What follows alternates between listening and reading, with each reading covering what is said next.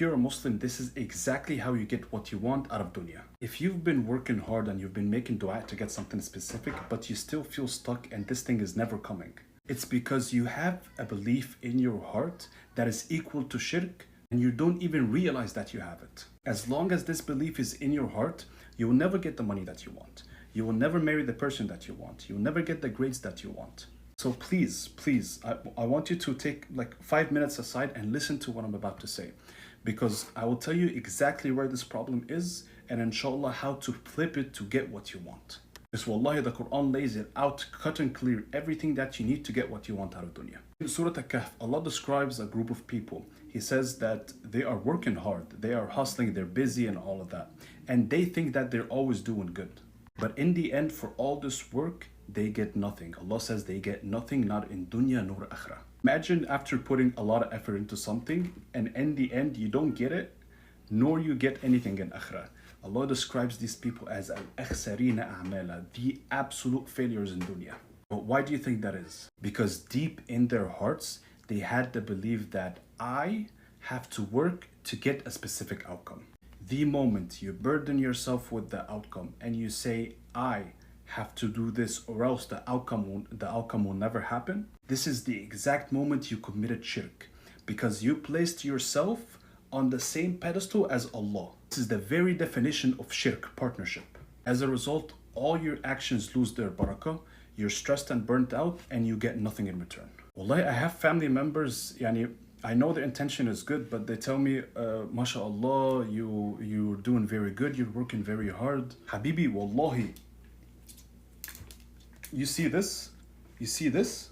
You see this? Wallah al-azim, none of it came from hustling. It came from barakah from Allah, and Allah exactly lays out step by step how do you get more barakah in your life, so that for each 1% action you do, you get 10 times the results. What I'm talking about here is exactly laid out in the story of Musa alayhi salam.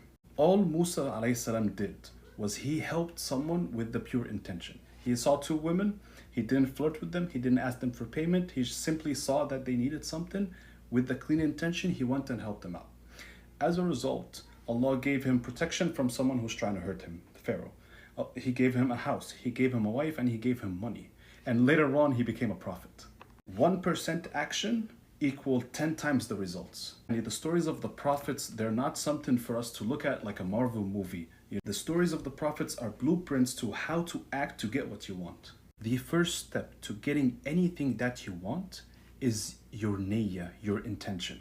Niyyah is the software of your action. Doesn't matter what action you do, if it's not backed up by the correct software, it means nothing. Like for example, Pharaoh, he was building houses for people. He was giving people shelter. If you look on the outside, you say, okay, this is a good action. But his intention was, I am God because I'm giving you shelter. And as a result of that, what happened to him? His whole legacy was destroyed. If your intention is khair, your intention is good, like Allah says straight up in Surah Saba, whatever good you do, Allah will follow up on it. Ya Allah yukhlifu.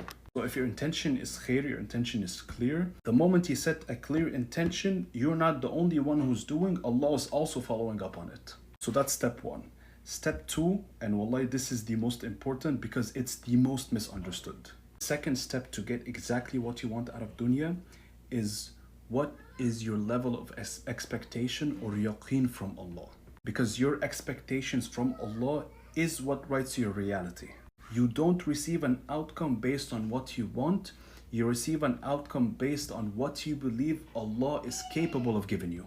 Because the truth is, and wallahi, it breaks my heart that I don't see no sheikh or masjid talk about this. You are constantly 24/7 making dua from your heart without even noticing. Dua is not something that you say verbally. Wallahi, there's nothing in the Quran nor hadith that says dua is something verbal. Everything in the Quran and hadith points that dua is something that is coming from your heart, the state of your heart. What is your belief towards Allah? That is what your dua is. Sahih hadith, the Prophet says that Allah does not respond to a dua from a heart that is in ghafla, that is distracted. Meaning that no matter what you say verbally, intellectually, if you keep saying, Ya Allah, give me this, Ya Allah, please let me get that, but in your heart, you believe otherwise, and you gotta really inspect what's in here at every single moment you're awake in. What is in here? Because what's in here is what you're getting. The word dua comes from the word da'wah, which literally means an invitation in Arabic. And Allah says it directly. "Ujibu da'wat ad-da'i idha da'a." I'm responding to anyone who's making dua for me. If in your heart you have the belief and expectation that Allah will not make this work out for me, wallahi, Allah will meet you at this level of expectation, and it will not happen.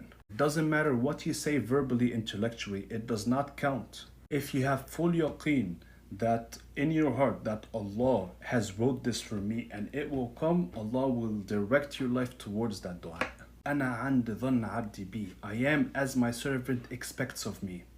If he expects good, I will give him good. If he expects bad, I will give him bad. Bad and good is how we label it. It doesn't matter. Allah is Ar-Rahman, Ar-Razzaq. Whatever you're making dua for every single moment in the day from your heart, Allah is giving it to you. Allah says, وَأَتَاكُمْ كُلَّ مَا سَأَلْتَمُوهُ. He's giving you everything that you asked for.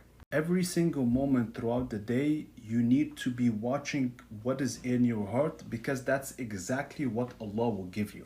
That is your form of dua. And then we come to the last step of getting what you want, which is a'mal, actions. A'mal, or taking one step at a time, is the last step in the process of getting what you want.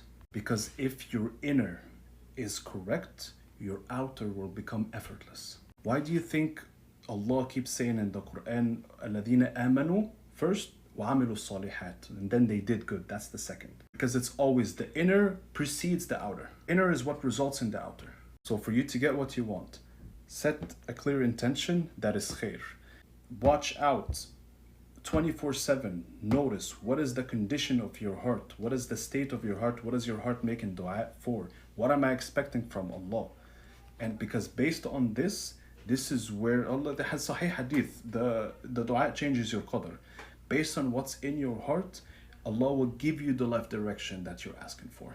Even if it's not the exact same thing that you asked for, but if your level of expectation will be met, you will get something along the way, either the same thing or even something better.